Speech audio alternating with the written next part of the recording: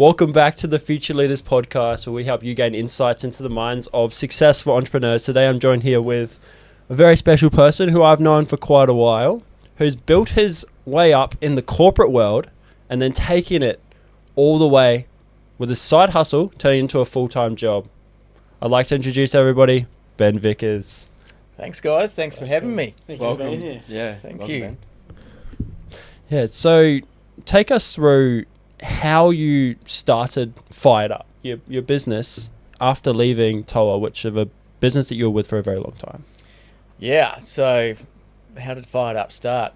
I've got another business called Custom Buckles Australia, and that was the side hustle that I actually started in 2008, which is a story in itself. It didn't start as Custom Buckles, but that's what it became over time. And 2008 to today, that's like 17 years. Year one was a loss. Year two was small revenue. Year three, things started to pick up. Year four, it started to really gain momentum as we kind of tweaked the offering and the market on who we were targeting and everything else like that. So look, the long story short with that is that we got connected in with the big mines, Rio, Glencore, BHP, and that just became a rolling kind of purchasing arrangement. So every year that kind of grew and grew and grew. So yep, I worked my way up through the corporate world for about 15 years. The last of those corporate jobs was with Toa, which I was at for 7 years. So although I've got this kind of full-time high executive position, this Custom Buckles was kind of ticking along in the background. And the main and only reason that I left the corporate world was because I got 2 young kids. I'm really kind of establishing what do I want to do with my time. And secondly to that, I had reached the peak of what I could offer. I loved that business for the fact that when I started in 2014, I think it was me and Nick and a whiteboard in a 2 meter squared office going, how are we going to do this? And I love that shit, right? Like I love that raw hustle of actually just kind of going and creating and building things. So after 7 years of doing that, and now we're in a boardroom and we've got executive board meetings and there's a C-suite of 10 people, and it's just like, I'm not enjoying this anymore. Yeah. So I actually didn't know what I was going to do next, but I knew that doesn't matter.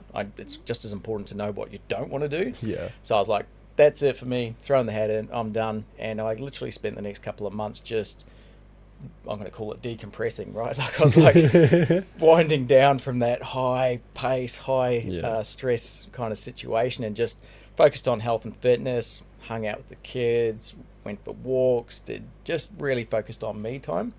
And it was during this time that I started to see a friend of mine popping up in social media. His name's Laban Ditchburn. You guys have had him on the podcast, and he's been involved in an amazing guy, right? And he starts popping up on my feed, and I see him on the Brad Lee podcast, and I see him throwing books at Joe Rogan. I'm going, what's going on here?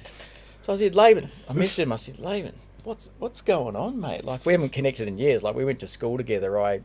He used to work for me, basically, when I was running Vodafone, or running a part of Vodafone. So I reached out to him and said, looks like you're killing it. Well done on the success. And he's like, my nickname at school was Bad Kid. So he writes back, hey, Bad Kid, wow, great to hear from you, mate. Like, we should catch up. And I was like, absolutely. So yeah, we got on a call and kind of reminisced and like, what are you doing and where you been and all that sort of stuff. He now calls me Good Kid, so that's the new nickname he's given me.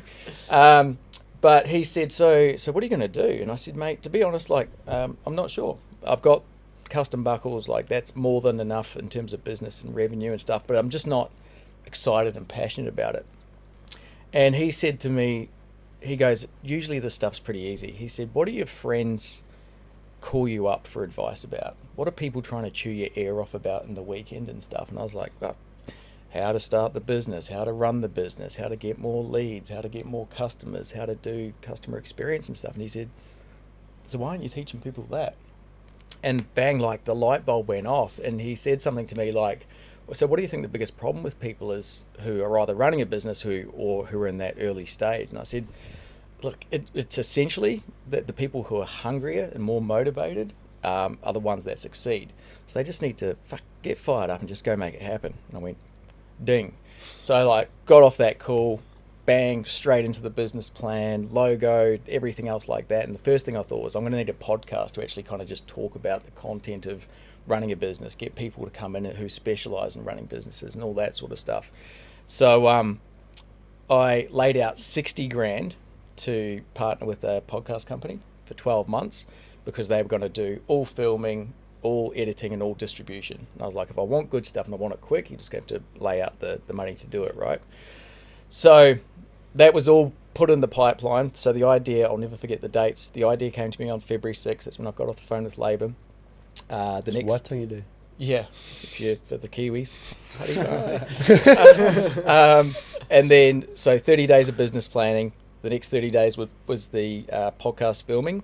So 60 days after idea, Fired Up was launched. And then 2 weeks after it was launched, we got our first client. And look, I didn't anticipate that we'd make $1 worth of revenue for 12 months. That was the plan. I was like, we're going to assume that not a dollar's made for the first 12 months.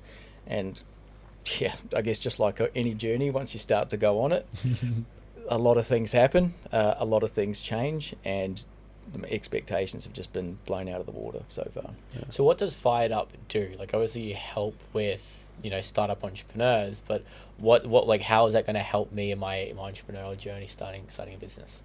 Yeah, so what I kind of learned throughout the process was in terms of, so we consult and coach clients, right?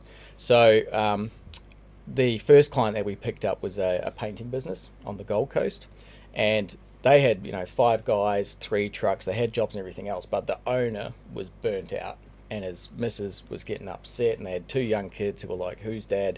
And they said, we just need help. Like, how do we actually systemize this and automate it? How do we get it running so that we can step out of the business? So I helped them over, I think it was about 8 months worth of kind of coaching in terms of getting tech in place. They didn't have a CRM. Most tradies are running everything off a notepad and a mobile phone. Yeah. And his phone's just going off all day. And I was like, that phone number should be nowhere, man. Like, we need a 1-300 number that gets picked up by an answering service, which goes into your lead funnel.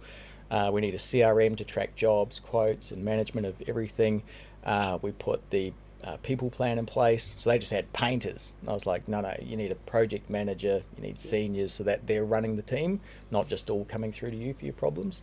So to answer your question, Fired Up was about, I'm going to coach clients on how to grow and scale their business. It wasn't essentially, the podcast was more free content to go, you should fucking start a business. Like, everyone first touch point. Yeah, sure, yeah. Start a business.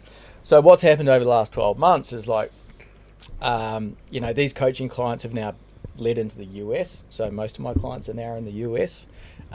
Is that good fun, jumping on calls in the early mornings or late afternoon, late nights? Well, look, the thing is, man, it's like you integrate your work life into your personal life. So yeah, I'm on calls at 5 a.m. I'm getting up at 4 a.m. The other day I was on a 4 a.m. with a client, and then I was back on with him at 8 p.m. And he's like, hang on, I spoke to you this morning, this afternoon, but he's like, did you sleep? And I was like, a little bit.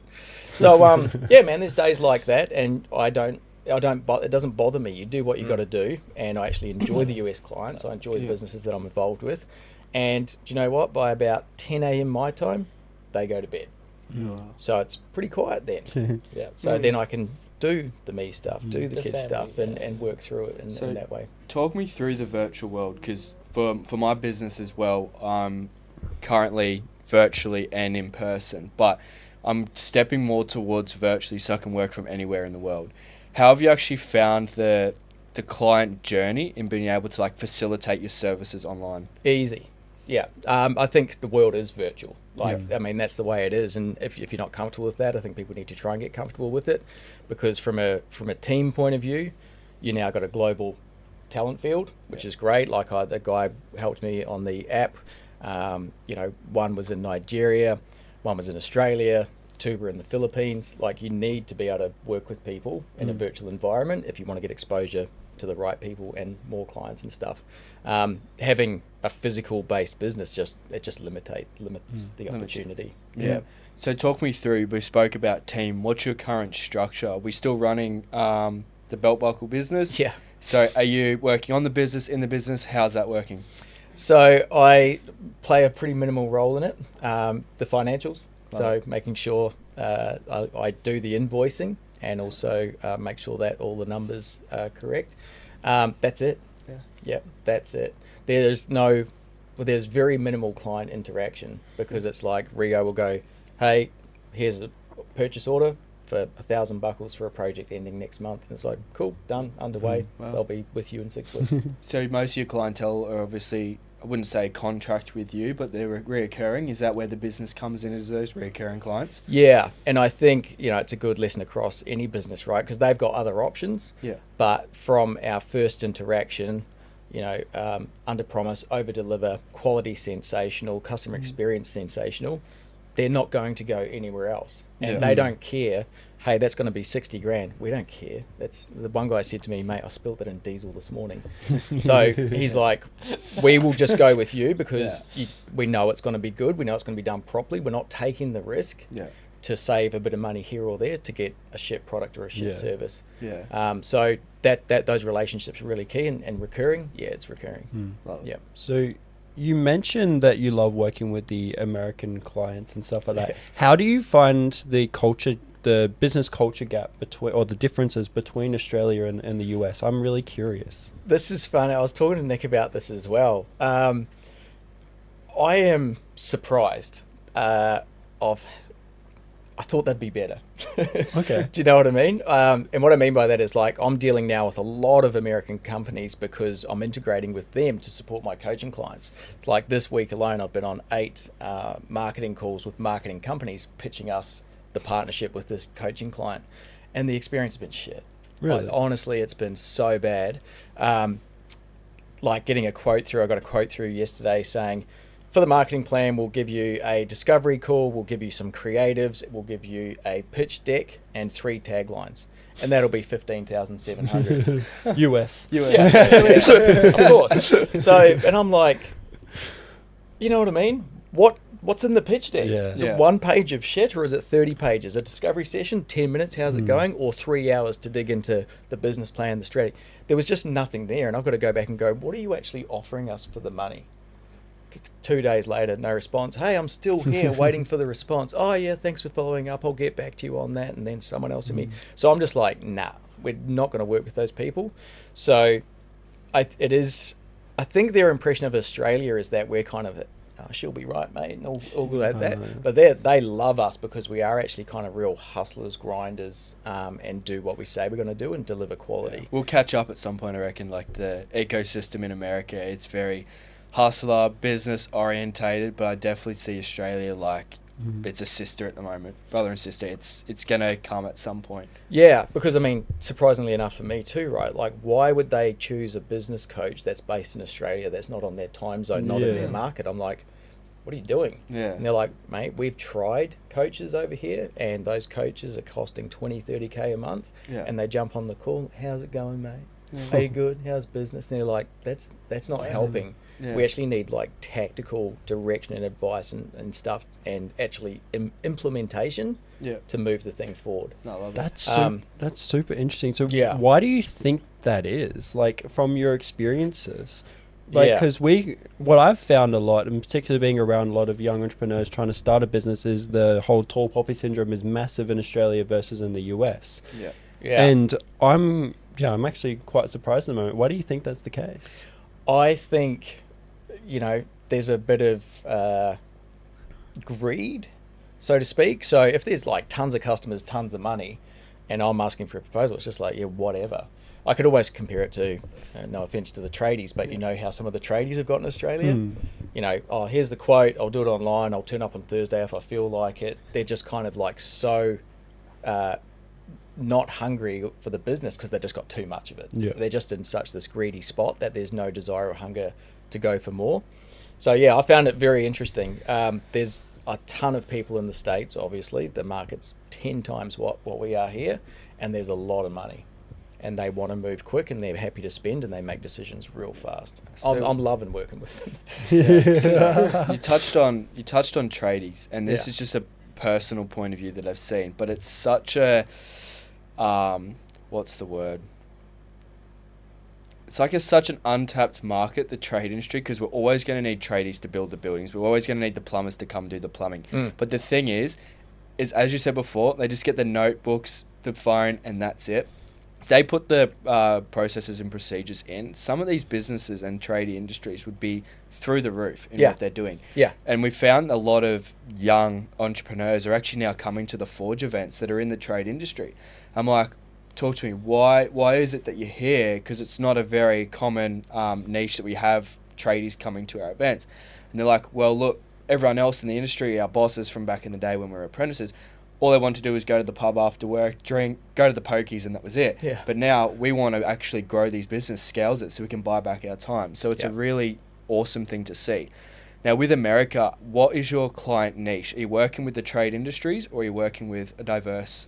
It's pretty diverse. And look, the first client I picked up, I was actually introed to him because I was wanting to take custom buckles to the US. And someone said, I know a guy that you should talk to that might be able to help you with that. So we had the discussion. I was like, this makes no sense at all. And he's like, totally, that doesn't make any sense at all. And he said, what else do you do? And I said, Fired Up. And he said, oh. And I said, what do you do? And he's like, I've got a couple of businesses. And once we started speaking about that, he was like, oh, I might be keen to talk to you about, coaching us a bit because our business is growing, but we're lacking system, structure, our people plan, our strategy and everything else. And we got into that. And that was just like I said, I always like to do things in terms of consulting, like short stage intervals, particularly at the start. So it's 3 months. Here's what we'll do in 3 months. And at the end of 3 months, I decide whether I like you, you decide whether you like me, and we'll continue or we won't.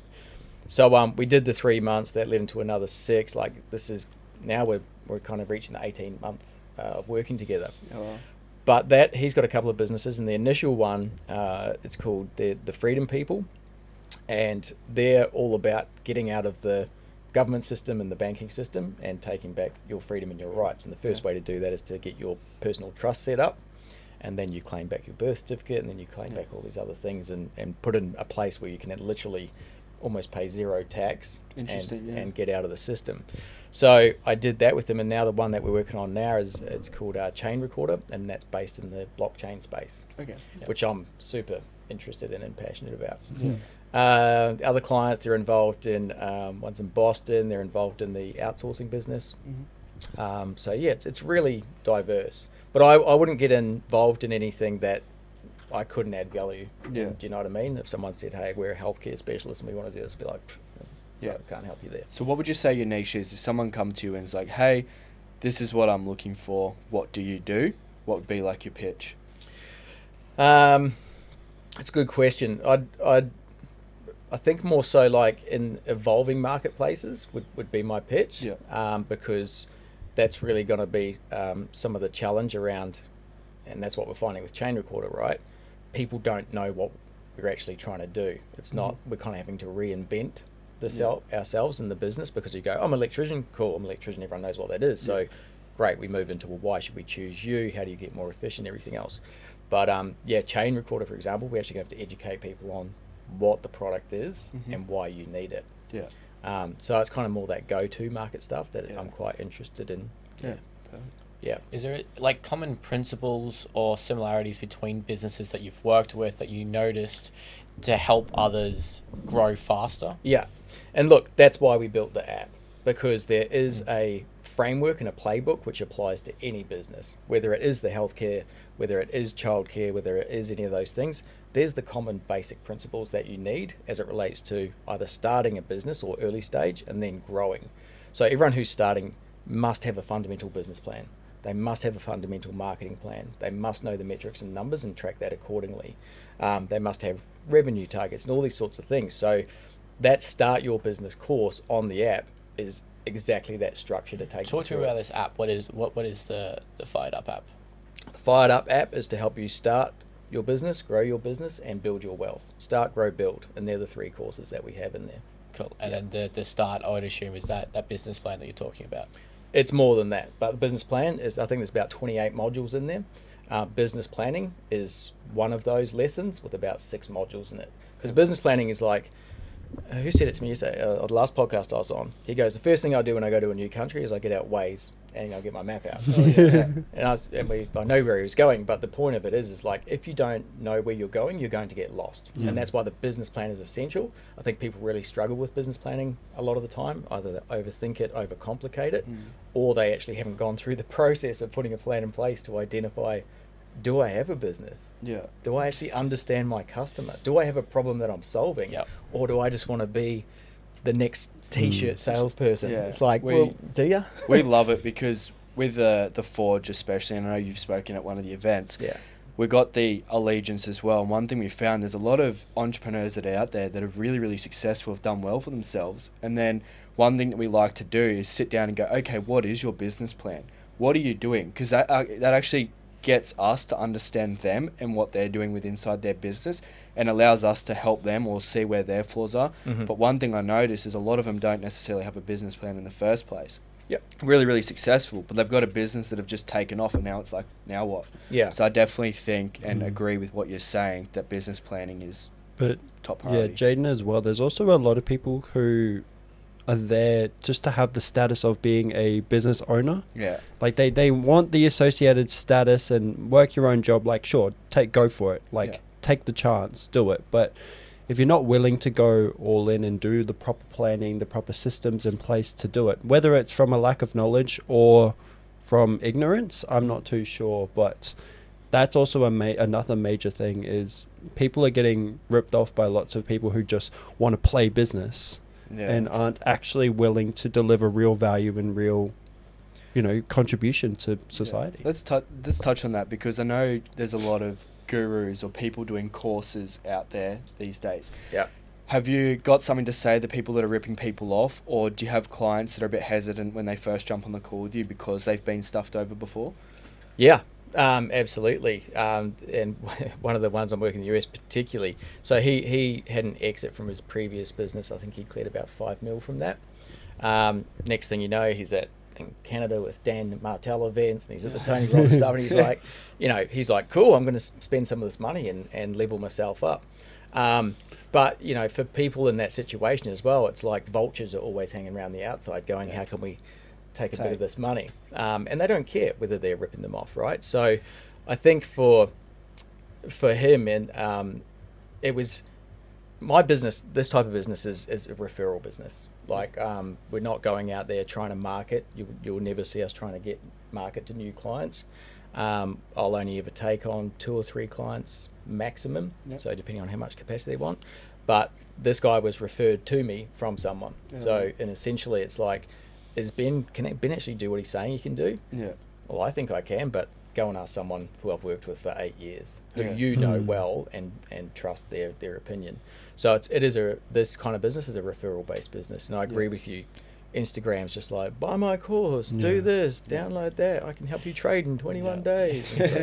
It's just I'd be very cautious of all of that stuff, and I think for anything you want to vet it through your network, your people, your recommendations before you take any financial input. That's really interesting as well, because what we found personally for our promotions and ads, anytime we're doing any talking, it just performs like crap. But if it's obviously testimonials help, but you get other people to sell it for you, or we don't even say any words and we literally just show the event. We don't do any promotion because there's that many people have been ripped off, or know of people who have been ripped off in this type of industry. Like, oh, they're just going to go and sell me a course or whatever, like, which isn't what we're trying to do. Seeding comments all the time. And that's just how it is, and that's okay, because you can't blame the game, because there's a lot of people that are going to do it. You just got to adapt and find out what works for you. Simon Baird. So, and how he's involved in that new company now, One Life. So if you see what they're doing, like, they get a lot of hate as well, right? It's all good for rich people and da-da-da-da-da. He takes those bad comments and makes it rolls with it. So that's what I think, let's learn from that and actually utilize the same thing, because you are going to get hate, but you're usually getting hate from people with no knowledge or experience within it. They're making all these kind of assumptions. Well, no profile photo. So, I mean, I'd be running with that sort of stuff going, you probably think we're going to sell you a course, but we're not. Like, and people want, I guess, some sort of safety, some sort of guarantee. You know, if anybody was to buy the app and go, do you know what, I've been using it for a month and I like it, we'll give them all their money back. Yeah. Like, don't care. It's not there to like be a money spinner. It's actually, What's the app worth? so it's free to get the app. Yeah. And there's side hustle, success content in there. All that stuff's free. You can join the community and everything for free. But then you pay for the course that's relevant to your journey.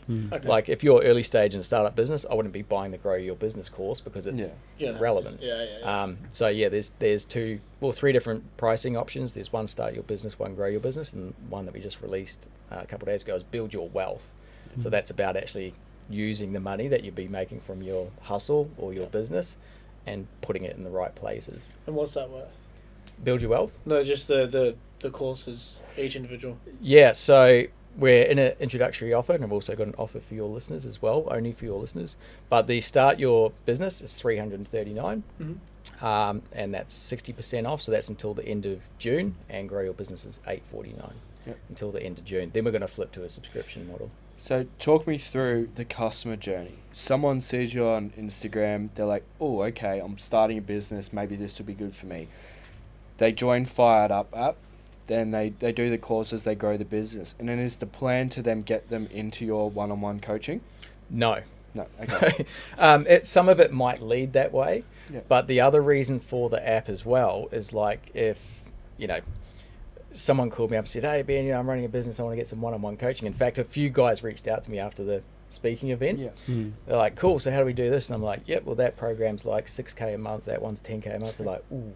No, I'm good. I'll carry on, which makes complete sense. Yeah. But for these more established businesses, that's nothing. Nothing to them, yeah. And you know, it requires. I'm not just on a call with these guys for an hour or two a week. When those calls aren't happening, there's all the other stuff that I've got to do to actually understand the business, put it in a different direction. So I know that that's not affordable for a lot of people. So it was like, well, hang on, the basic frameworks of getting your business for the marketing plan, the business plan, understanding the financial metrics, how to prevent customer churn, all of these things, they apply to all of us. So the framework's in there, and I know it works because I've done it 100 times.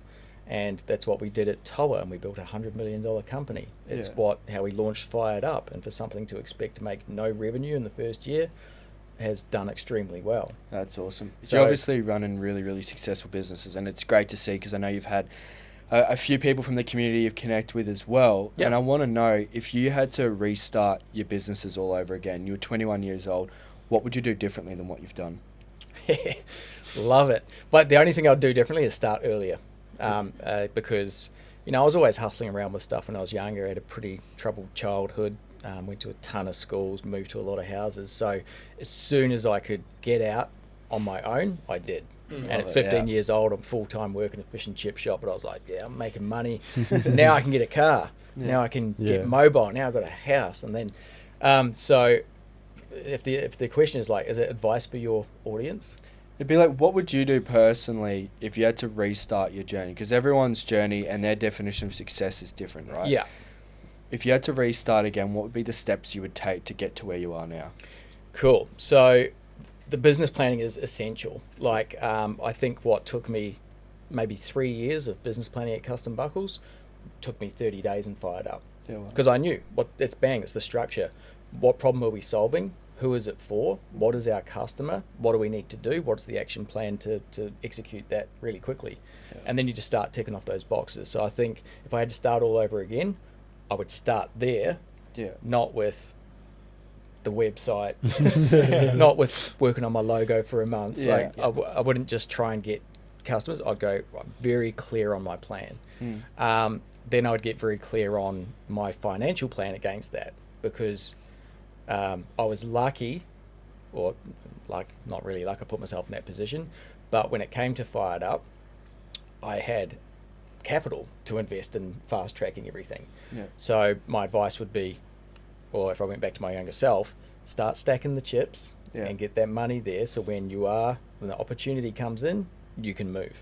Because a lot of the times people go, oh man, I got this awesome opportunity, but I'm missing, I need a bit of money, I need more advice, I need more experience. It's like, get the advice, experience and money, before the opportunity. I was going to ask that. Would you jump straight into entrepreneurship, or would you go through the corporate world again and start up our side hustle, and then when it's the right opportunity, then jump in? Or 100%. Like Stephen Bartlett talks about it, right? Diary of a CEO. There's 5 buckets, and you've got to fill these buckets. You need the knowledge, then the skills, then you need the network, the resources, and the reputation. So if you're early and young, you are going to fail at a business if you start at 17, 18. I'm talking broadly here, but if you've got no knowledge about how to deal with customers, how to do X, how to do Z, you need to get that knowledge, because otherwise you're just going to fail. So for me, I had no school education. I'm working at a fish and chip shop. The future did not look good. So I was like, right, mindset, this is on me now. And how the fuck am I going to do this? I was like, I need to work my absolute ass off, and I need to get the knowledge from the people that I'm surrounding myself with. So that's what I did, and I just hopped from job to job to job to go, hey, I need some marketing experience. What's the job that's going to expose me to that? Because that's I got the best business degree in the world without going to uni once. So I would definitely find the places, and usually it's a job, and getting a job is good because you get paid to get the education. But then when you're ready, I would go all in. And I think if you're in your 20s, if I was 21, I would take bigger risks. I would take way bigger risks and move faster. What do you mean by risks? Like, how can we identify risks that we should be taking? It's not free jumping off a cliff. No, but do you know what I mean? Like, you just got to think, like, what's the worst case scenario? If I go all in on this business idea and I've got to sleep on the mum's couch for the next 6 months, then do it. I can't do that now. But if I could go back, I would. When I was in my 20s, as soon as I started getting into the corporate world, and I was on big bucks at like 18, 19 years old. I went and bought the car. I went and got the nicer place. I got nicer clothes. I went and partied. There was waste. And if I went back, I was like, you fucking wasted a lot of time and money. You talk about the corporate world a lot, and I can see you're really passionate about the past and what you've done. If there was one job that a young 18-year-old fresh out of high school had to go into, what would it be? A great question, and I would find the bootstrap startup. I wouldn't be Interesting.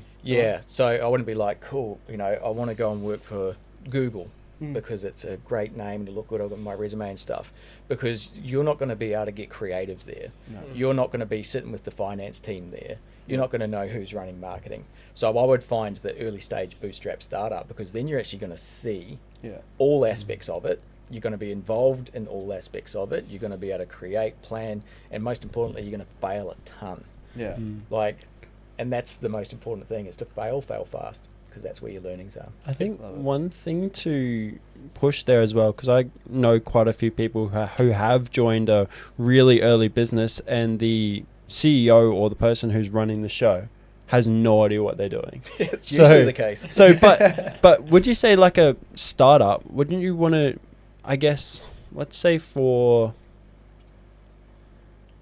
make the most of their skills, you'd almost want a CEO that has ran a business previously, and that's just one of their new startups. So like a difference between starting for you for Custom Buckles, or whatever it was called back when it first started, versus working for you now, running either your capital investment or Fired Up. It'd be a completely different thing working in the bootstrap startup with you there versus when you first started Custom Buckles.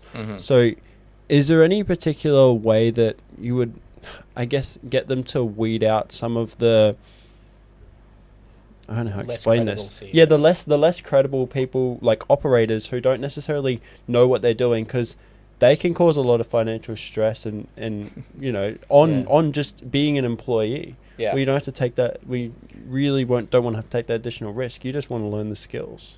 So I think you want to do your due diligence on people, right? And if someone was like, hey, I'm starting a new bootstrap business, and they've got no experience or credibility with doing something similar to that, then I would be nervous on that, right? But most people who are hiring people into their startup business are hiring skills. So they're hiring people that can do what the CEO can't do or the founder can't do. And that's usually those early stage hires, as they go, sweet, well, I'm going to have to wear most of the hats in this. I'll be doing the operations, finance, and da-da-da. But now I need to bring in the specialist stuff. What do we think the number one skill is to have? Oof. Skill's a hard one. I don't know about skill, because I believe that it's around attitude is more important. Because I tell you what, doing this app is the hardest thing I've ever done. Yeah. But I was like, we're going to fucking get it done, and we'll Love figure it out. What was so hard about it? Everything, man. Like, the stuff that you don't where even do I know. start? The But stuff wouldn't that you you just like outsource it? Like you just, Oh. I mean, you have your idea and how Yeah, you want it yeah. to look, but don't you just outsource and let them deal with it? Or That's one little bit. So yeah, there's outsourcing the building, yeah, but then you've got content, Copywriting. then you've got copywriting, Oh, then you've of got the course. brand, the marketing, the educational user experience. Back Then end. all the shit starts to bubble up that you had no idea about, which is the Apple app development store and testing process and validation process and costs that come with it, and the Taking back and payments. forth with this, and you know, all of that. When I spoke to the developer the first time, this would have been like mid-January, and I said, he goes, "Oh, when do you want to launch this?" And I said, "I want to do it on May the 4th, you know, May the 4th be with you." And he's like, heaps of time, have easy walk in the park. And then like on May the 1st, I'm like, dude, come on, like there's so much shit that's not done. He's like, yeah, but Apple's done this. And I'm like, yeah. So I don't know about skill. And that's just my opinion, because I've found over my journey that if something needs to be done, or you're interested in doing something, you'll figure it out. So do we think that sales and marketing is obviously a learnt skill? Do you Yeah. think that they should just learn it by doing it themselves in their own business, or should they go and learn that first? I think both are good. I mean, it's always good to learn it in another business where they're paying for the platforms, they're paying for everything else, they've got the ad accounts all set up so you can see and play. That's always going to be a much better leapfrog into you doing your own. But there's no better experience than literally doing it and trying it. I think now that I'm thinking about it, the number one skill set that I would want if I was to take everything away would be customer relationships, being able to talk to people, being able to communicate, because then through there you can pretty much solve any sort of problem. Yeah, I wanted to touch on this as well, because you spoke quite heavily on creating a good customer experience and really focusing on that relationship at the Forge event. So what does that mean, and how can we as young entrepreneurs who are in the startup phase of our business provide excellent customer experience? Yeah, they need to massively focus on it, because it is a very, I'm not going to say competitive, because I actually don't think it's that competitive. I think the right word is saturated. It's very hard with everyone's staff and everything to kind of cut through the noise and make a decision to purchase or partner or go or get involved, because you're just kind of like, what's the real here? So then for people who are starting out, my suggestion is, if you're starting a business or in an early stage business, you need to find that first customer or customers and jump onto them and stay with them the whole way through. Really amplify their journey, because they are going to be the advocates, they're going to be the case study, they're going to be the testimonial. And if you can actually use that as your also growing experience and business experience to go, as I dealt with this customer, I actually figured out that our onboarding process sucks. Like, we need to refine that. I also understood from hearing from them that they said, this wasn't good enough, that didn't work, that didn't make sense, or maybe they found something that was amazing that they didn't find until they were in the business. So why is that not at the forefront? So they're really kind of like your educational platform. That first client I got with Fired Up, like I said, that was 2 weeks after we launched. I wasn't even ready for it. So I didn't have a coaching plan. I didn't have a price for it. And I said, look, this is what we're going to do. This is what it's going to cost. And I'll work with you until we get to the outcomes that you want, which was to get the guy off the tools, get the business running itself, get the money under control. And we did that. And they're like massive advocates and fans of my work now. So if anyone's kind of going, oh, should we work with Ben? I'm like, just talk to them. So that you turn them into raving fans. Yeah. So that's why you have to deliver the experience. And the other thing is like, it's customer service, for lack of a better word. It's getting much harder now. Like, you know, you go to a website and there's no phone Chat number. bot. Yeah, there's a chat bot. The chat bot doesn't answer it, and then you're like, "Cool, but I really need to talk to someone." Oh, you need to upgrade to our $49 plan. What, you joking? So we're getting a bit frustrated with the shit. Yeah. I think whatever the business is, well, for the most part, you don't need a lot of clients or a lot of customers. You need a very good solution that you can charge accordingly for, and then you just nail the experience with them. Yeah. Love it. Is there anything we need to focus on in particular to offer excellent customer service? So obviously you said like work alongside them for the first couple, turn them into raving fans, but what do we need to focus on? You know, quick response rates in terms of, you know, how many touch points have with them. Like, yep, I think it's like everyone's time poor, everyone's busy, so you want to make it extremely efficient and easy for customers to interact with you. So that might be heavy touch point at the start, and then we back off. But say if you ever need anything, just do this, and we'll get back to you like super quick, so that you're not also being annoying. But if I want help from someone that I'm working with, I don't want to wait a week for that. I don't want to get mucked around. I don't want to get pushed around the circle, because a lot of the time I'm like, I need it now. That's like, I need the help now. So I'd think about your response times. I'd think about like your language and touch points. Like, it's the how. Who did I have on the podcast recently? One of the guys from your group.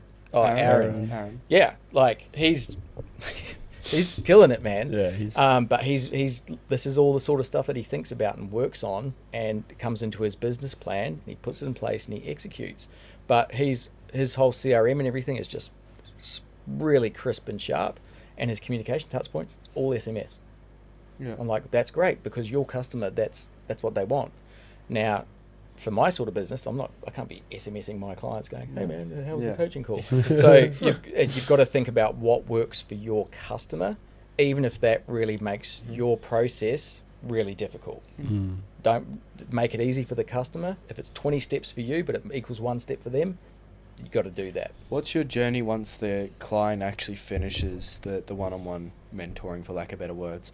Because I know a lot of product-based businesses or a lot of courses, as soon as they go through that course, it's like, cool, thank you for your money, you've done it now, you've succeeded, see you later. Do you still have those touch points once they've stopped being a customer? With my exec clients, coaching clients, no. Yeah, okay. Yep. I mean, if we come to the end of a program, like we did with the painting guys, for example, they can always call me up and say, "Hey, we've hit another roadblock, and we need some help," and I'd talk it through with them and figure out what it is and how long it's going to take to address that roadblock. And I'd go, "Cool, this is a 3-monther, 2-monther. Here's what it costs. Here's the structure. Here's the outcomes. Here's the deliverables. Here's what you'll get at the end of it." And that's, when I was talking about that marketing proposal from the States. Here's a bunch of stuff and it's $15K. I'm like, what are you actually giving to me? Like, I'm super structured that this is what we'll do. This is when it will be done. This is your part. This is my part. And at the end of the 3 months, we will have your gross profit margin at 40%. So how do you determine your deliverables? Because businesses can change. I could walk out the door today and a piano falls on my head or something, and the whole business is flipped on its head. So how do you determine the deliverables that you're actually going to deliver for your clients? I think each of them are unique, but most of it, for Chain Recorder, we don't. It was all pre-revenue stuff, so we're actually just like a go-to-market strategy. So it is dependent on that kind of customer, but I always, for me, it's numbers. And for that painting company, there's a whole bunch of stuff that we needed to fix and solve and everything else like that. But the end outcome is you're out of the business, you're not on the tools, and the business has got these profit margin numbers. Love it. Because that's a big thing I'm struggling with at the moment is forecasting. Like, how do you just figure out like the number that works? Obviously you have like market, the way the market's performing, industry standards, everything like that. Do you use all that just to try and come up with those numbers, or is it all internal? No, I would start with a 20% net profit. Okay. And work back from that. So if you go, well, how much what's my money goal for this year? And if you say, well, I want to clear and I want to take home 100 grand. So that's your 20%. So now you need to make 80% more than that for your total revenue. Yeah. and this pisses me off. Like everyone's like, I'm doing 30 mil rev, and it's like, cool, and your costs are $998,000. You're broke, bitch. Yeah, And that's all the e-com. yeah, and they've got their car on lease, and there's no fuel in the tank, and the jets are all paid on credit card. They're actually like, it's all smoke and mirrors. I am just a massive fan of profit margin, because if you're doing 500K in revenue and your net profit margin is 30%, good on you. Cheering. That's a great business. What's it going to take you to triple that revenue? And if it takes more hours than you have or more capital than you have, then it might not be a good idea. And that's why I think you've got to really determine, what is success to you. And when you say that, some of these clients come to me and go like, I want to 10x the business. And I go, well, hang on a minute. Let's just park that for a second. If you 10x this business, then that problem gets 10x'd. That gets 10x'd. You're going to need 10 times the staff, 10 times the office space, 10 times the vans, 10 times. And they go, yeah, fuck, that's right. I actually don't want to do that. And I'm like, cool, what do you want to do? And once you start to unpack that conversation, they're like, well, if I could triple the revenue, then that gives me the time and money. I'm like, so it's time and money. That's really what you want here. Cool. Well, where are we at now? Because you might have to sacrifice time, which any of your audience should absolutely be doing. Slugging it 7 days a week, stay out of the bars, stay out of the girls, stay out of this, get your costs right down, and sacrifice time, and the money will come later. Yeah. Love it. Okay, and I want to go back to the beginning of Ben's journey. You touched on this at the Forge event again, but what were you doing in your 20s, and how have you built the success that you have? Let's go all the way back. All the way back. So like I said, pretty rough childhood, and that I'm not complaining about it because it's the blessing, right? That's what made me go, I'm on my own 2 legs here. I can control my outcomes from here, because whatever's happened. So I really enjoyed that, because it just forced me into a point to go, you're either going to end up in jail or you're going to take it and go the other way. And I decided to go the other way. So I just read books, hung out with the right people, got the knowledge. When I got into jobs, I was the best employee there. And it became addictive. Like if I went into a new company and it was like, here's the top salespeople, I was like, my name will be up there, just give me a couple of months. And I would go and learn it so hard and then just implement it. So it was all about, working hard, learning, and then implementing. How did you learn, and how were you able to quickly adapt to that, to get to the top of the sales leaderboard? How were you able to absorb that knowledge and then go ahead and implement it into the process? I think you find the best people that do it. Like if you want to learn how to be good at sales, go and find the best salesperson. And you'll be surprised how many of those people are happy to answer your questions, are happy to tell you what they did, are happy to tell you the things that you should be looking at and working on. You go and absorb that knowledge. If I want to be the best at sales, do I read a book, How to Be Great at Sales? Or do I find the person who's actually killing it and go and talk to them? Because that person's probably read 100 books. Yeah. So why don't I just go straight to the knowledge source? And they can distill the information down and see exactly what you need to do. I mean, reading books and taking all that knowledge, whether you're listening to podcasts, watching YouTube, reading, it's all good stuff. But otherwise, it's just learning. The most important thing is to implement. If someone is built $100 million businesses, they've got some good advice to give you. I said it at the Forge event. It's just a good analogy, but you get some fat old dude trying to tell you how you need to do your gym workout. Do you listen to them? No, because you're like, you are not the example of what I'm looking for. Broke people telling you what you should do with your money. You're not the example of what I'm looking for. So I'm going to find and seek out who is the best at the thing that I'm trying to get good at. And learn from them. And learn from that. Yep. Ask for help. You'll be surprised how many people will help you. And if they can't, they'll go, it's what you're looking for. You should talk to my mate. And I wouldn't do this, I would do that. They'll give you the advice and recommendations on where to go. And then what were you doing? So you obviously got into a couple of different jobs. Yeah. But how did you get into that real corporate world to then eventually start and run Toa? Like, I think the activity comes from activity, right? So I was back in NZ, and I was working for Vodafone. That's right. And I did a commercial phone deal with Microsoft. And I put the phones into their business, right? Like hundreds of them. About 2 weeks after I did that, Microsoft called up and said, "Hey man, we're really impressed with your service and everything else. We've got an opportunity coming up. Do you want it?" Yeah. So then I was in Microsoft, and I'm like, "Holy shit, this is pretty cool." And then that went to Xbox, and I was involved in bringing that to the market. So it was like, now we're talking about market launch and market campaign and marketing, and I was like learning all this stuff. So I just kind of hopped around until I got that education. When my son was born, because of my childhood, I was like, shit, I'm going to be a dad. I could fuck this up like my parents did. So I was like, cool. I was working at Seek at the time, and I just stopped. And I was like, I'm going to spend the first 12 months just being a dad and chilling out. Then the phone rang, and it was one of my clients from Seek who said, got a guy who's in my entrepreneurs group. His name's Nick Sinclair. He's starting this business. He's asked me if I know anybody who can do this type of stuff, and he said I've pointed him to you. And that's when I was like, "What are you doing?" He's like, "I'm offshoring accountants to the Philippines." I was like, man, like not for me. Hey, but we had a couple of chats, and it's about you see this on when people are doing investments and stuff. It's not so much about what they're doing, it's about the person. And I just knew that Nick, the guy that he is, I was like, we can tackle anything, and this is going to be a heap of fun, and it's going to be enjoyable, and it's going to be the best business degree startup that you can get.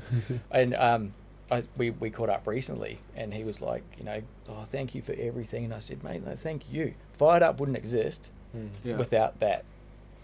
And then Fired Up, led to clients, and then that's led to the app, and everything goes on its journey. You just have to put one foot in front of the other to uncover it. And what were some of the biggest lessons that you've gotten from growing Toa to where it is today? I think whether you're doing $100 a week in revenue or $1 million a week, there's problems. Problems don't go away. It doesn't get easier. And I think I spoke about this as well. It's like everything's hard. So stop looking for the easy path, the quick solution, the overnight success.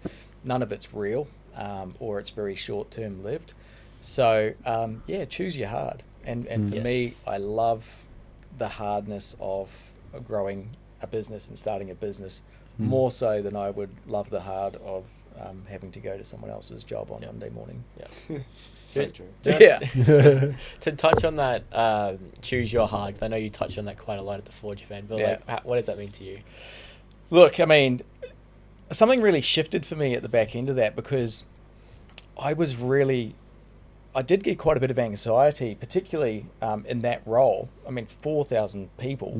I was at the last decision point as COO of, well, it goes through the managers, and it goes up to the directors, and it's going to the VP, and now it's coming up to me. So every decision that I made had a huge impact to a lot of people. And COVID was the worst thing. March 17, 2020, Duterte in the Philippines goes, "We're shutting down the Philippines." And he said it just like that. And he said, "You've got 48 hours before everything's on the road." And everyone goes, "What are we doing, Ben?" And I was like, "I don't know. I need to think about this." And they're like, we need to act. Like, if we can't put our people in the offices and they can't work for our clients, this business we're done. So how did you figure that out? This is the thing. This is kind of where I'm getting to. Stop trying to figure it out, because you're not going to figure it Just out. let it happen. You never get to 100% confidence on a decision, not even 90, not even 80. But if you're 70% confident in something, just fucking go for it. And I was like, either decision I make could be a train wreck, or it could be the right one. But even when you make that decision, you don't know whether it's the right one or a chain wreck until you look back on it 6 months later. So people get that decision fatigue because, am I ready? Should I do it? Should I spend it? Should I call a customer? Should I not? Should I start the new product? Should I not? I mean, and what we did in that case, I said, just get everyone who can to get to the office and get their computer. And then the next questions come, well, how are we going to track the serial numbers? How do we know? It's like, I don't have the answers, man. Like, but let's do it. And 80% of people got their computers out within in that time period, so that they could work home. There was problem after problem after that, because now they don't have internet at home, and now someone's got 3 computers, and now someone's got no headset, and their camera broke down, and they're in the fucking province 3 hours away, and they're like, I need a new webcam. We're like, how are we going to get that to them? So moral of the story is you never kind of get to the solution, and you just have to make decisions anyway. It's like a scientist doesn't go to the lab and just go, I've made a cure of cancer. It's every day is just an experiment, and you just try. Doesn't work, and then you try and go, well, that kind of worked. It's as simple as just taking that next step and doing it, and just learning the lesson from it. Yeah, and it's just like, that's why I think after you do this a few times, you get the confidence to do it again. Yeah. But I've always said, for people who don't have the confidence, just take action, and confidence will follow. So now, I mean, I know I can start a business tomorrow. Boom. I know. Business plan will be done in 30 days. I've got the contacts. You're doing the app. You're doing the website. You're doing the marketing. And we start to move real quick. Yeah. But in those early stages, you're like, shall I just do the website? Maybe I can do the marketing. And it's like, you can't do everything. But I think that the failing and then making mistakes is the best part. Yeah. It's like where you learn so much. Like, I know when we're running our events, the amount of mistakes and things that we could have done better, but we didn't know until we made them. Yeah. And then now we've, started doing our events that are 100 times better than what they were when we first started doing them at SeaWorld. Yeah. And it's simply because we made those mistakes, we learned the lessons, and then we implemented how we can mitigate it. Yep. Yeah. So I think making those mistakes and the failures is like probably the best part of business. Yeah. Because if you're constantly winning, then it's fail fast. If you're not failing, you're not pushing enough. You're not trying enough. And I love what you said about just taking that next step and just doing it. Yeah. Because you jump in, and if it goes well, great. If it's a train wreck, then cool. You've learned something. You're not going to do it again. I mean, That's one of the things I've learnt so much being a leader now is like, you don't have the answers, but you still got to make a decision. I think the way I was reflecting on it is, as to your parents, when you ask them, how long do I put this in the microwave for? You think they've got this all powerful, they know exactly how long it's supposed to be. They're just making a guess just as much as you are for how long you should heat it up for. And taking it back to business, the reason why I'm saying this is, you don't have the answers, but you have people coming to you saying, what do I do? Because they trust you, and they trust that your judgment is going to be correct. Yeah. And you've got so much runs under your belt of it being correct that they trust that your answer is going to be better than something that they can produce. Which is, it's a really big realization I had recently in the last 6 months. And it's one that, taking it back to your parents. There's something as simple as making that decision in the microwave. But when you get enough tries of just making that decision yourself, you can figure out, 1 minute when I heated up a coffee was a bit much, so I might do a little bit less. And then you make a justified decision from that. Yeah, I mean, you just got to be self-aware as well. Like, no one's got all the answers. You're going to make terrible decisions, but unless you're doing brain surgery, who cares? Yeah. Like, no one's going to die. It's not going to be that bad. I'd hate to know if my doctor's winging it. Yeah, that's what I mean. Like, there's certain people have to be much more better. He's like, we'll just fail. That's right. We'll take that one on the chin. Yeah. It's like, we know for next time. Yeah, we'll take that one out the back. Fail fast. Yeah. Fail fast. Well, we've just started doing this segment Beyond the Forge, and we just started getting our videographer on board. And it's been really exciting because I know he was asking me, how should I film this, or how should I do that? I'm like, just do it. And it was funny with like the first Beyond the Forge video. He came to editing the video, and he's like, I'm pissed off. I'm like, what? He's like, because I should have filmed this, and I should have got this. And I'm like, good. Yeah. I'm like, you won't make that mistake again. And the thing is, like, the first few videos, like, I don't care if they're bad. I don't care if you make mistakes. And I want those mistakes to be made because I know that in the future you're not going to make the mistakes. Because I think if you make them, know what 12 months time looks like for you, mate. You'll be out of a job. But the thing is, I think if you make the mistake a couple times, it's fine. Like, if you make a mistake, it's fine. But if you keep making those mistakes, then it's an issue. Yeah. But I want you to make those mistakes so that you learn from them. Yeah. So then in the future, it's like, okay, cool, I know that I'm not going to do that again. Yeah. Because there's one thing with me was learning by doing. Like, for me, when it came to filming for events or weddings, I'm like, okay, cool, I need this angle, or I can see how this looked, but I didn't figure that out until I started doing it. And I think it relates with everything in business, and that's one thing that I've loved implementing and doing, even to myself. Where I'm like, okay, even with starting the podcast, right? I was like, okay, cool, I know the basic premise, but I kind of just started, I'm like, okay, cool. I made this mistake with audio, or I made this mistake with the camera. Okay, how can I mitigate that for the next time? And then now I've got to this stage where the podcast is practically optimized to the point where it won't go wrong. So that's one thing that I think, like, putting it in perspective has been unreal. Well, it takes one to stuff up, but then it also takes even greater to actually learn from the mistake. It's time and time again where I see people, they fail. Awesome, cool, you've made the mistake. We all make mistakes, but actually learn from it. Time and time again, people keep failing on the one thing. And I think especially with working in 9 to 5 is with these bosses, you fail and you get punished for failing where they don't want to see you succeed. So how do you think someone working in the workplace that is striving for new things and is failing and is improving can actually deal with the corporate CEOs hounding down them for failing? I don't know. That's a heavy question. Yeah, that's real heavy. Because, I mean, when you're in a job, you're getting paid for output. And it's like, we pay you this for that level of output or productivity.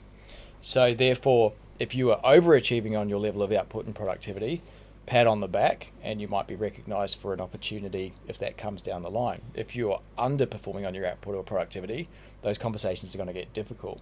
Yeah. And it depends on the severity of the mistake, right? Like, I can go back to those COVID days. I can tell you the conversations after making those decisions around get everyone to go get the computers. Those conversations weren't great because it's like, the fuck, you know, there's millions of dollars of equipment that's just gone into people's homes all across the country. Yep. I want to divert that question a little bit. I don't have the answers, man, but so I can't answer that for you. Like, it would be, you want to be able to try, and you're not being forced to go to these jobs. If you're not in an environment where you can be yourself, or you can't test and play, or you're not learning, or there's no what's in it for me, then go get another job. Love that answer. Yeah, I want to divert just that question a little bit. So, like, you know, you're a business owner. You've got up. You've made a mistake. You failed. Mm-hmm. You got up. You make a mistake. You failed. Mm-hmm. For the people that are getting to the point where they're like, "What's the point? I give up." How would you kind of be like, "All right, no, let's keep going"? Yeah, because you will always feel like that. I mean, and I feel like it all the time. When you feel like a point of give up, you just have to come back to, why am I doing this in the first place? Yeah. And I think that comes back to that plan. Like, if you actually just go, why am I starting this business? And you go, this is my why. And when I kind of went back, I started thinking in business models more so than business solutions and products.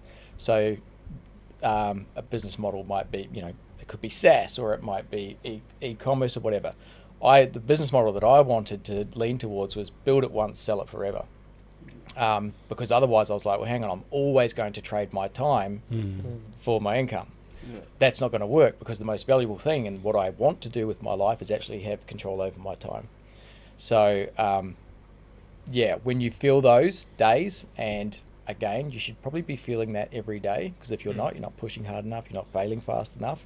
But when you're like, I'm just done with this, you need to keep going. I'll give you an example, like my podcast, for example, right? In my opinion, it sucks. I'm going to be my worst critic, right? And other people go, it's all good, man, keep going. But in my opinion, it sucks. It was hard to throw out 60K and get no one watch it and no one follow. So you start going, what's the point? Like, I think I suck. Just why does it suck? Why do you think it sucks? I think you're always going to think you suck, right? Like, I just think, I pull it apart. I'm like, could have asked that question better. The camera angle sucks. I fucked up the audio with that. That doesn't look very good. I'm not getting the right guests. It just goes on and on and on. But I'll tell you how I overcome that. And that's when I started the podcast. I said, I'm going to do 100 episodes. So whatever happens between 0 and 100, it doesn't matter, man. You get up, you do another podcast. And I learned that from Ali Abdul. Because he said the same thing. I'm going to do 100 podcasts, and no one was watching it. No one liked it. And then on episode 86, he got 1,000 views. Mm-hmm. And then on episode 87, 5,000. Episode 88, and now he's got 5.5 million subscribers and blah, blah, blah. So I focus on the activity, not my feelings. Your feelings don't matter. You focus on the activity. My activity is 100 podcast episodes. My activity is the app will be launched on May the 4th. My activity is on Monday to Friday from 3 to 7. I'm with my kids. You can't fuck with that. And it's non-negotiable. So the app were May the 4th. It's pretty much been. Mm-hmm. So how'd we go? Cool. So again, I always have low expectations. My expectation is that for the rest of the year, no one's going to buy the course. It's going to be hard to get downloads and everything else. I just put a post up on our Facebook group yesterday. So at 12 days in, we've got 28 users. Congrats. Good job. So that's huge. Yeah. It's like That's epic. cool. And I'm thinking that's cool, but let's keep going. Yeah. Let's keep going. It's like with anything, right? Like even with Custom Buckles, I started the Facebook group and I was like, told my missus, I got 100 followers. And you're like, that's awesome. That's a cool milestone, man. Number 1 is cool. 100's cool. 1,000's cool. And that custom's got like 13,000 now, but I no longer care whether it's 13,000 or 20,000. I don't give a shit. But having 27, 28 users, that's cool. And when we get to 200, I'll be like, that's cool. But what's really cool is like the purpose of everything is like if people go and get that app and get that course and that helps them start that business, or it helps them get their revenue up, or it helps them get their profit up, or it helps them get their time back, that's the coolest thing in the world. It's fulfilling for you. Yeah. And that's what we want more. Fills because the bucket. yeah, fired up. The other reason that I started that was because there were a lot of people in my social circle, or even that I deal with on a day-to-day, who like, I hate my job, I hate my boss, I hate the commute. Oh, I've got to get up at 6 tomorrow and fly to Sydney on a red eye to go see these pricks about this and that. And I'm like, why are you doing it? Well, because I've got to have money, I've got bills to pay, I've got kids and shit to pay. It's like, well, we kind of all do, or we're going to.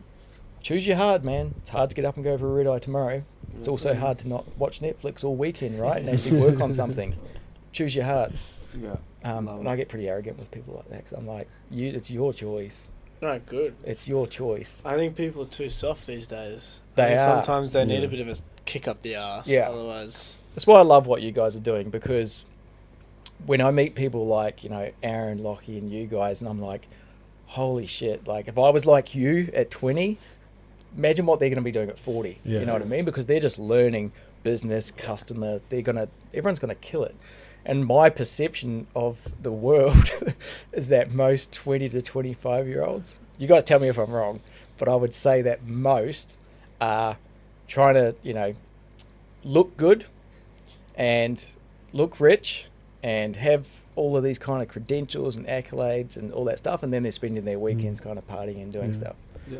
I think That's my view. I just think they're lazy. See, I think my They don't want to do the perception- hard work. You're saying choose your hard. They're hard watching Netflix.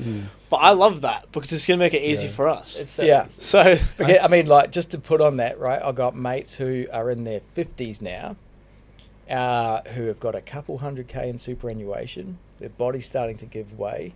Their job is getting much harder because the young bucks are coming up and they want their position.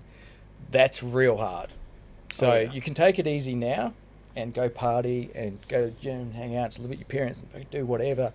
It's going to get real hard later on.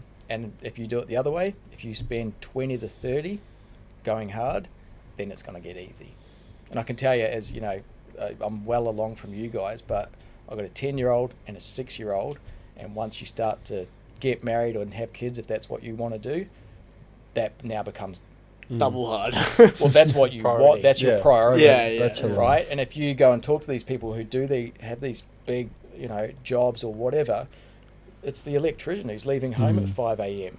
and getting home at 6 p.m. and struggling to pay the bills, and the missus getting angry because he's not doing as bit as the dad, and then it starts to cause a whole lot of drama and dilemma. I love it. Just before we wrap up, I've got one question for you. What is your purpose?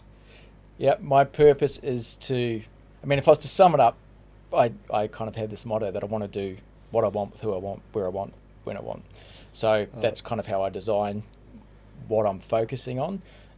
My purpose is to be the best father and husband I can be and help people start and build a business.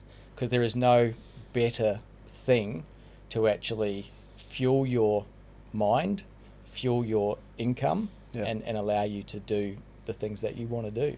I love it. Now, who would you like to see here on the Future Leaders podcast? Dan Martel. That'd be a good one. Yeah. That's our second Dan Martel. We had Matt Schreimer. He said Dan Martel as well. Yeah. Make it happen, Dan. Yeah. I mean, if you look at it from Dan, from a values point of view, and that's the kind of stuff that I like to follow. His wife is number one. And he tells his kids that. He's like, you're not number one. You're secondary. Wife is number one. You're second to that. He believes that the schooling system sucks, and he acts on it. He takes his kids out of school. He spends time with family and doing this, and his whole focus is, again, to help businesses grow. I'm not driven by money. I'm glad I've made financial decisions I did when I was younger, which is all about investing. I'm a huge fan of that, which is why there's the Build Your Wealth. But yeah, if I didn't make those decisions then, things would look a lot different. But once you do have capital, you can, again, it makes you a bit more agile. You can make quicker decisions faster. Like end of this month with me, family, we're off to Spain, Dubai, Switzerland. We'll be cruising off for a month, taking the kids out of school. Are you looking to adopt or? Are you looking to join? I'm looking for a marketing If you specialist. need a videographer, you're on. Yeah, but I mean, like, that's what life's all about. Yeah. It's what the memories that we're going to create and the quality time that we're going to have together is going to be priceless. So why'd you start a business? For that. Yeah. Yeah. Perfect. Yeah. Thank you for coming on, Ben. Absolutely great podcast. Really enjoyed it. Good Where to see can you people find you? Yeah. So, I mean, probably easier to start at the website, which is just firedup.life. Through there, you can get resources, all the free stuff. You can go contact us, follow us on socials and that type of thing. I did want to say for your audience, though, so if anybody is interested in either of the Start Your Business or Grow Your Business course and they buy it, once you're in there, message me in the app, in the community, and say, I'm from The Forge, or I'm connected to these guys, and we saw this offering through the podcast, and we will give them the Build Your Wealth at no cost. Love it. And all the courses are all-time, lifetime access. It doesn't run out. There's no time limit. And everything that we put into Build Your Wealth, it'll pop up. You'll have it there forever. Thank you, Ben. Thank you, Appreciate guys. it. Thank you, Ben guys. Vickers, everyone. Thank you so much. Thanks, guys.